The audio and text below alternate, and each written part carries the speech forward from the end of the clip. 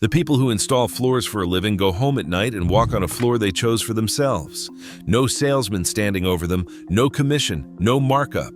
Just the person who knows more about flooring than anyone in the store, picking for their own house. So I went looking for an answer to a simple question. What do the pros actually put in their own homes? Because whatever it is the closest thing to an honest recommendation you will ever get. And what I found was not one floor. It was a pattern, a set of quiet rules the pros follow and rarely bother explaining to customers. By the end of this, you will think about flooring the way they do, and you will know the one floor most experienced installers flat out refuse to put in their own house. The first thing that surprised me is that the pros do not all pick the same floor. They split into two camps.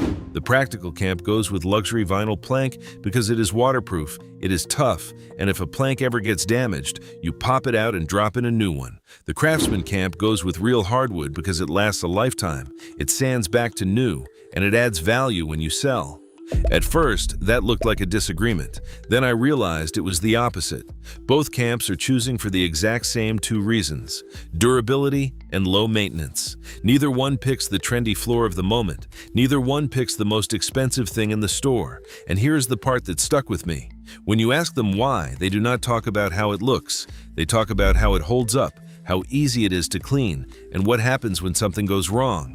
A homeowner buys a floor for the day it is installed. A pro buys it for years 10, 12, and 15, when the shine is gone and real life has happened all over it.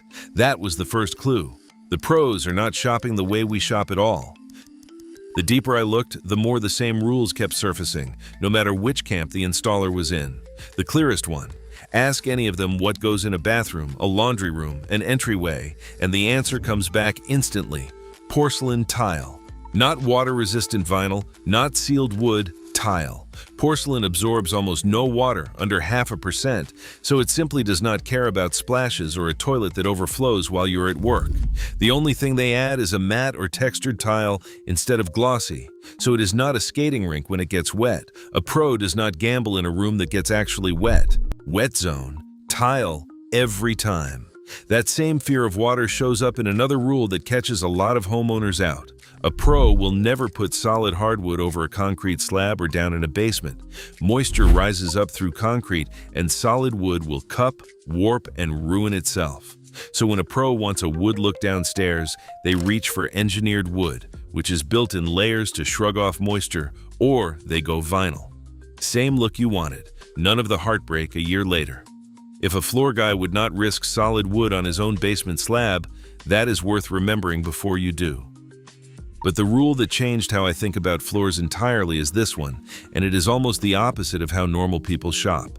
We obsess over the plank, the color, the brand, the finish. The pros obsess over the thing you never see once the job is done, the subfloor underneath. There is a saying in the trade that bad prep ruins more good flooring than a bad color choice ever will. An expensive floor over a lumpy, unlevel subfloor will flex, creak, and its joints will fail. A mid-priced floor over a dead-flat, properly prepped subfloor will last for decades. So a pro, given a fixed budget, will spend less on the plank and more on getting the surface underneath. Perfect. Think about that the next time an installer's quote has a line for floor prep and you are tempted to cut it to save money. That line is the pro protecting you from the exact failure that ruins most floors. And when a pro does pick the plank, they do it in a way that would make a showroom nervous. They ignore the brand name completely. They flip the plank over and read three things: the wear layer, the core, and the rating. For vinyl, they want a 20 mil wear layer or better for a real home, because 12 mil starts showing wear within a decade. They want a rigid core. That is it. The logo on the front, the fancy showroom, the marketing budget, none of it changes those numbers. One installer documented 2 quotes for basically the same floor that came in over $4,000 apart, and almost all of that gap was brand markup and overhead, not better material or a better install. The pros know the identical spec sells under 5 different names at 5 different prices. They buy the number, not the name. Underneath all of it was one idea that tied every pro together, whether they were a vinyl person or a hardwood person. They choose for repairability. A pro does not just ask how a floor looks, they ask what happens when it gets damaged, because in a real house, everything gets damaged eventually. Click vinyl, you swap the bad plank. Hardwood, you sand the whole floor back to new. Those floors can be saved. And the pros back that up with a habit almost every one of them mentioned. They keep a spare box of the exact flooring from the exact production run stored somewhere climate controlled. Because floors get discontinued fast and dye lots change, so that one leftover box is the difference between a 10-minute repair and a mismatched patch you stare at forever. It costs one box, tucked in a closet and forgotten until the day you desperately need it. It is the cheapest insurance in the whole house, and the pros never skip it because they have all been caught without it once. Which brings me to the answer I really went looking for. If repairability and water are what the pros care about most, then the floor they refuse should fail at exactly those two things. And it does. The one floor most experienced installers will not put in their own home is cheap laminate. Here's the trap. Laminate looks fine in the store, and its hard surface actually resists scratches well, so people buy it thinking they got a deal. But ask a pro to put it in their own kitchen and watch them shake their head.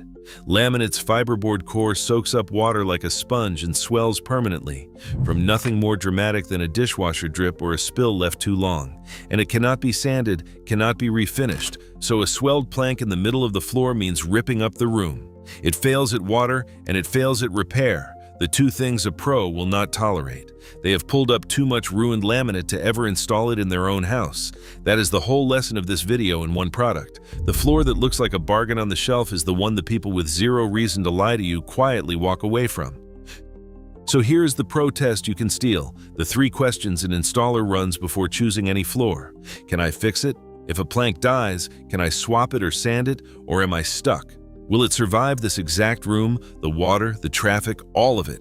And am I paying for a spec or a name? Is there a real wear layer number on the box, or just a big brand and a big price? Repairable, right for the room, real spec. Ask those 3, and you are buying like someone who installs floors for a living, not like someone the showroom is waiting for. Here is what it all comes down to. The floor the experts choose is not the prettiest or the priciest. It is the one that survives real life and can be fixed when it does not. Choose like the person who has to live with it, because that is exactly who the installers are. Now tell me in the comments, if you are an installer or you know one, what did you put in your own home and what would you never install again? The insiders in this comment section are worth more than any showroom. And subscribe before your next flooring trip, because next time we get into how to make any floor last twice as long, the everyday cleaning mistakes quietly destroying your floor, and the one common product that has ruined more floors than water ever has. If you want your floor to outlive the trend, that one is for you. See you there.